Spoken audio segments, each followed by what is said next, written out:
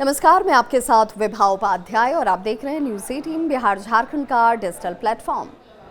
कर्नाटक में कुर्सी का किस्सा खत्म होने का नाम ही नहीं ले रहा। ये हम क्यों कह रहे हैं, तो हाल के दिनों में कर्नाटक में जिस तरीके की उथल पुथल खुद कांग्रेस पार्टी के अंदर नजर आती है, खुद उसको लेकर दावेदारियों का दौर जो शुरू हुआ है, उसके बाद ये सवाल खड़े हो रहे हैं। विपक्ष को एक तरफ छोड़ दीजिए, लेकिन खुद सत्ता पक्ष के अंदर ही कुर्सी की खींचतान जो है नजर आ रही है। कांग्रेस में मुख्यमंत्री पद को लेकर अंदरूनी खींचतान इस कदर बढ़ गई है कि यहाँ पर इस पद पर, इस चेयर पर, इस कुर्सी पर कौन बैठा रहेगा, इसे लेकर सिद्धरमैया के अपने तर्क हैं और डी शिव कुमार के अपने तर्क हैं। कांग्रेस नेता और कर्नाटक प्रभारी रणदीप सिंह सुरजेवाला बेंगलुरु दौरे पर पहुंचे और उनकी तरफ से ये भले दावा किया गया कि पार्टी विधायकों के साथ मीटिंग की जा रही है और कहीं कोई गड़बड़ी नहीं है, किसी तरह की कोई अंतरकलह की कोई बात नहीं है, सब कुछ ठीक ठाक है। Deputy CM DK Shiv Kumar के करीबी विधायक इकबाल हुसैन के दावे को उन्होंने हालांकि एक तरीके से खारिज करने की कोशिश की। उन्होंने कहा कि अंदरूनी जिस खींचतान की आप बात कर रहे हैं वो हर पार्टी के अंदर कुछ न कुछ ज़रूर होता है, लेकिन उसकी वजह से सत्ता से क्या मुख्यमंत्री को बदल दिया जाए, उसे हटा दिया जाए, यानी सिद्धरमैया को हटा कर क्या डीके शिव कुमार को बैठा दिया जाए, ये सवाल जो है औचित्यहीन है। हालांकि ये सुरजेवाला का दावा ज़रूर रहा होगा, लेकिन पार्टी के अंदर विधायकों की यही राय हो ऐसा लगता नहीं है।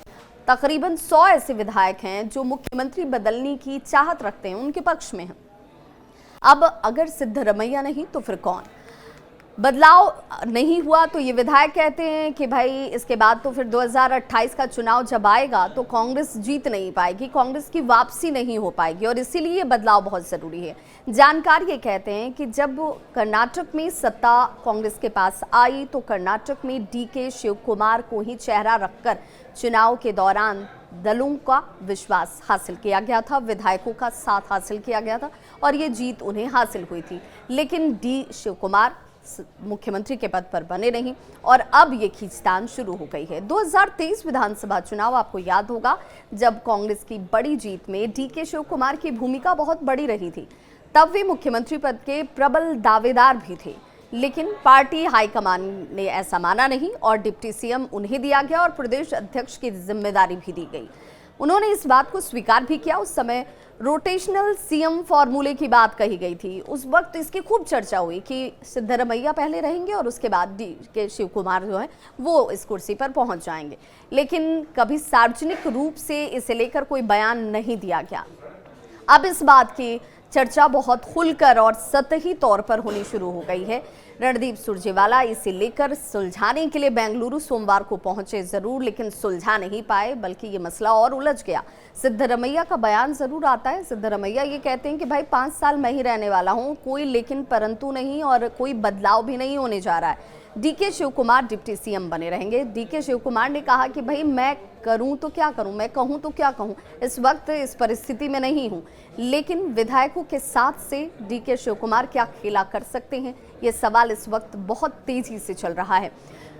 सुरजेवाला के इस दौरे को मुख्यमंत्री और डिप्टी सीएम में बढ़ रहे दरार से जोड़कर जानकार देख रहे हैं। उन्होंने अटकलों को हालांकि बार बार खारिज करने की कोशिश की, कहा कि नहीं भाई संगठनात्मक समीक्षा के तौर पर मैं यहाँ पर पहुँचा हूँ, पार्टी के अंदर संगठन को मजबूत कैसे किया जाए इसे लेकर चर्चा करने के लिए मैं पहुँचा हूँ।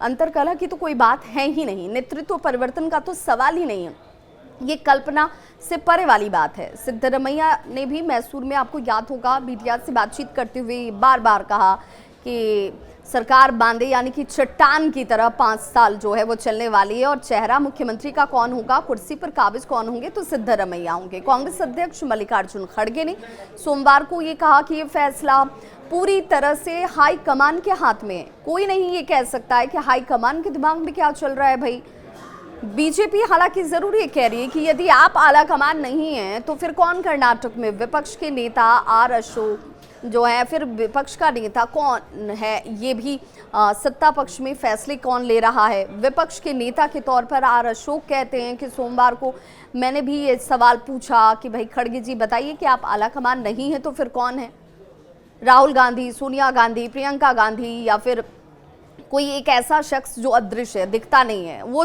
इस पूरी पार्टी को चला रहा है क्या? क्योंकि आप ये कह रहे हैं कि फैसला हाईकमान की तरफ से लिया जाएगा। कांग्रेस के अंदर इस वक्त खींचतान बहुत है और इसीलिए इस खींचतान के बीच देखना होगा कि कर्नाटक में आने वाले वक्त में होता क्या है। सिद्धरमैया जो कह रहे हैं कि वो मुख्यमंत्री रहेंगे, 5 साल टेन्योर पूरा करेंगे, वही रहते हैं, या फिर डीके शिव कुमार जिनकी अगुवाई में चुनाव कांग्रेस ने जीता, सत्ता में आई, वो डीके शिव कुमार क्या कुर्सी पर मुख्यमंत्री के बैठ पाते हैं। तमाम खबरों और अपडेट्स के लिए जुड़े रहिए मेरे साथ। मैं आपके होस्ट और दोस्त विभा।